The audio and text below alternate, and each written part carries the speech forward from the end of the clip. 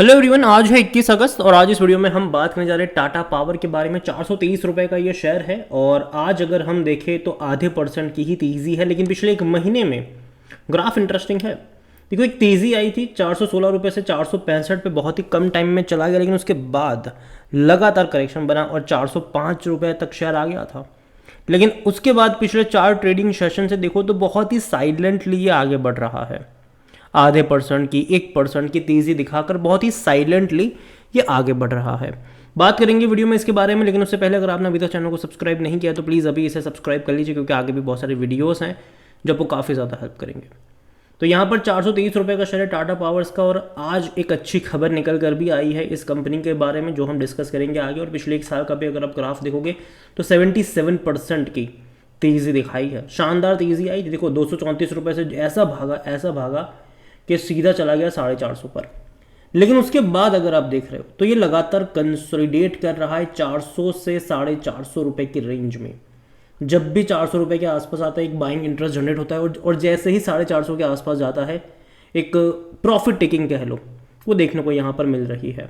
हालांकि एक साल में अच्छा रिटर्न बनाकर दिया है और कंफर्टेबल रिटर्न बना करते हैं, क्योंकि देखो टाटा पावर एक ऐसी कंपनी है जिस पर आप भरोसा कर सकते हो लॉन्ग टर्म के लिए।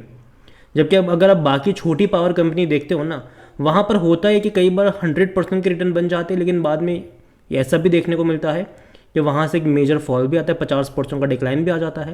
लेकिन यहाँ पर ऐसा नहीं होता। यहाँ पर तेज़ी आती ज़रूर है और अच्छी खासी तेज़ी यहाँ पर आई है, लेकिन कोई मेजर फॉल्स यहाँ पर देखने को नहीं मिले हैं। कोई इतना बड़ा करेक्शन यहाँ पर परसेंटेज वाइज देखोगे तो नहीं देखने को मिला है। इवन अगर आप 5 साल का ग्राफ देखो तो शानदार रफ्तार है, 675% का ग्रोथ है। देखो, ग्राफ इंटरेस्टिंग रहा है। अगर आप देखोगे तो ये शेयर था भैया 28 रुपये के आसपास कोविड के टाइम पर। ऐसी रफ्तार पकड़ी कि सीधा ये 300 के करीब गया, 275 280 पे गया। लेकिन उसके बाद लंबे समय तक कंसोलिडेट करा था। अगर आप देखो तो लंबे समय तक कंसोलिडेट करा था ये, उसके बाद वापस से पैसा डबल कर दिया। अब टाइम वो है कि जब ये कंसोलिडेट करेगा। अभी भी मुझे लगता है कि लंबे समय तक, एटलीस्ट 3-4 महीने तक तो ये 400 से 450 की रेंज में अटकने वाला है डेफिनेटली। लेकिन उसके बाद तेज़ी पकड़ने की भी कोशिश करेगा जब गर्मियाँ शुरू हो जाएगी। ठीक है, जनवरी से फरवरी से फिर वापस भागना शुरू कर देगा। लेकिन आने वाले जो 4 महीने, लेकिन जो नेक्स्ट 4 मंथ्स है, थोड़ा बहुत ही परेशान करेगा, मतलब कंसोलिडेट करेगा। लेकिन अगेन मैं कहूँगा कि लॉन्ग टर्म के लिहाज से मुझे बुरा नहीं लगता है, क्योंकि पावर सेक्टर में दमखम तो है, आप अवॉइड नहीं कर सकते उसे। और हाल फिलहाल में S&P ग्लोबल ने टाटा ग्रुप की जो रेटिंग है उसको अपग्रेड करा है यहाँ पर, और उसमें टाटा पावर का भी यहाँ पर अपग्रेडेशन देखने को मिला है। यहाँ पर अगर आप देखोगे तो टाटा पावर के शेयर में तेजी देखने को मिली after the S&P global rating update its credit rating on Tata group firm. जो पहले BB+ थी उसको BBB- की रेटिंग दी गई, जो कि अच्छी रेटिंग है, उसे एक स्टेप ऊपर की ही है।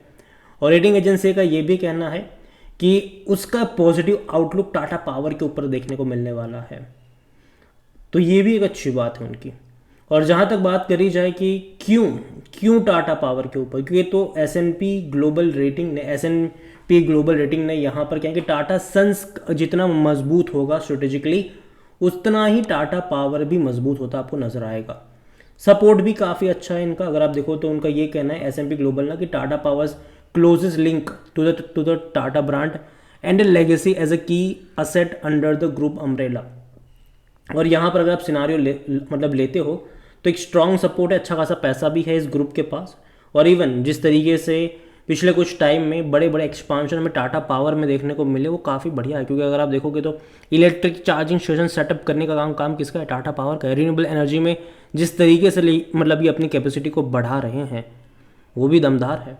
यहाँ पर अगर आप देखो तो इनका जो कैश फ्लो है वो भी बेहतर जा रहा है। इतना ही नहीं, सबसे बेहतरीन चीज़ ये है कि टाटा पावर का जो EBITDA है, 85% ऑफ टाटा पावर का जो EBITDA है वो इनके ऑपरेशन से निकल कर आता है, जो इनके रेगुलर रिटर्न्स है, जो कि स्टेबल रिन्यूएबल एनर्जी कॉन्ट्रैक्ट से इनको मिल रहे हैं, जो कि अच्छी बात है, एकदम फ्लक्चुएशन वाला नहीं है।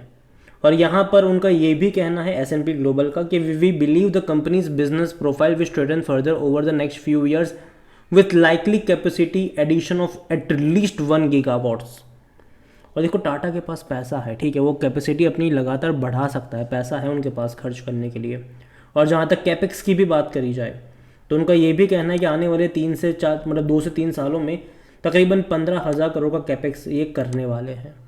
तो तो ये कुछ चीज़ें हैं जो काफ़ी पॉजिटिव है टाटा ग्रुप को लेकर, टाटा पावर को लेकर। वॉल्यूम्स अगर आप देखोगे यहाँ पर तो 1 करोड़ से भी ज़्यादा के शेयर्स यहाँ पर ट्रेड होते नज़र आए हैं। ऑल टाइम हाई 470 रुपये के आसपास का है और इसका जो मार्केट कैप है वो 1,35,000 करोड़ के आसपास देखने को मिल रहा है। कंपनी को लेकर अगर बात करी जाए तो according to Moneycontrol user 100% लोग कह रहे खरीदारी करो, बेचने की बात कोई नहीं कहा, मैं भी नहीं करूँगा। देखो मेरी यहाँ पर बाइंग रिकमेंडेशन तब से रही है जब से कोविड में ये आपको 30 रुपये का मिल रहा था, तब से मैं लगातार कह रहा हूँ कि खरीदो और भूल जाओ। रीज़न सिंपल सा है कि देखो पावर डिमांड बढ़ने ही वाली है और जिस तरीके से हम देख रहे हैं कि इलेक्ट्रिक व्हीकल्स का अडॉप्शन जिस तरीके से आ रहा है भारत में, उसका एक बहुत बड़ा जो बेनिफिशियरी होगा वो ये ज़रूर होगा, क्योंकि चार्जिंग स्टेशन जो सेटअप कर रही है ये मतलब ये कंपनी वो लगातार बहुत बड़े पैमाने पर कर रही है, उसका बहुत बड़ा बेनिफिशियरी यही है मेरे हिसाब से। और कंजम्पशन अगर आप देखो खुद ही बिजली प्रोड्यूस करो, खुद ही उसको सप्लाई करो भैया, खुद ही लगाओ चार्जिंग स्टेशन, तो अच्छी बात है। और जहाँ तक रिन्यूएबल एनर्जी की बात करें, सोलार में, विंड में भी कंपनी लगातार अपने पोर्टफोलियो को एक्सपांड कर रही है, जो कि अच्छी बात है इनके लिए। और जहाँ तक वैल्यूएशन की बात करी जाए तो इसका जो पी है वो 36 का, जो कि महंगा है। सेक्टर पी 24 के मुकाबले महंगा है ये, डेफिनेटली महंगा है ये। इनको आने वाले क्वार्टरली रिजल्ट्स बहुत अच्छे शो करने पड़ेंगे, लेकिन जहाँ तक मुझे लगता है कि 400 रुपये के रेंज में जब भी जाएगा, मतलब 380 से 400 का जो लेवल है वो बाइंग इंटरेस्ट के लिए, मतलब वो काफ़ी अच्छा रह सकता है खरीदारी के लिए। तब इसका पी भी थोड़ा बहुत एडजस्ट हो जाएगा और कहीं ना कहीं उस लेवल पर एक अच्छा सपोर्ट देखने को मिल भी रहा है। 53% एनालिस्ट कहते हैं खरीदारी करो। फाइनेंशियल्स अगर देखेंगे इस कंपनी के तो जैसे कि मैंने कहा स्टेबल है, यहाँ पर रेवेन्यू वाइज लगातार ग्रोथ देखने को मिली है, जो कि अच्छी बात है। लास्ट क्वार्टर में भी 17,870 करोड़ के आसपास के इनके रेवेन्यू थे। प्रॉफिट तकरीबन 970 करोड़ के आसपास देखने को मिला, जो कि अच्छा प्रॉफिट है, ख़राब नहीं है। हालांकि पिछले साल के मुकाबले थोड़ा सा कम रह गया, क्योंकि पिछले साल तकरीबन 972 करोड़ का प्रॉफिट था, तो थोड़ा बहुत कम प्रॉफिट रहा, जबकि रेवेन्यू में ग्रोथ यहाँ पर ज़रूर देखने को मिली है। और देखो मैं उम्मीद करता हूँ कि आगे अच्छे नंबर्स रिपोर्ट करे, अच्छे प्रॉफिट्स कमाए, अच्छे रेवेन्यू करे, ताकि पी रेशो ज़्यादा हाई ना हो जाए इसका। और जहाँ तक शेयर होल्डिंग के बारे में देखें तो जो प्रमोटर की होल्डिंग है वो 46.86% की है। प्रमोटर का एक भी शेयर गिरवी नहीं है। अच्छी खासी क्वांटिटी में इंस्टीट्यूशंस भी है, 7.24% म्यूचुअल फंड के पास है, 8.57% डोमेस्टिक इंस्टीट्यूशंस लेकर बैठे हैं और एफ फाइल्स 9.51% का स्टेक लेकर वो भी यहाँ पर बैठे हुए हैं।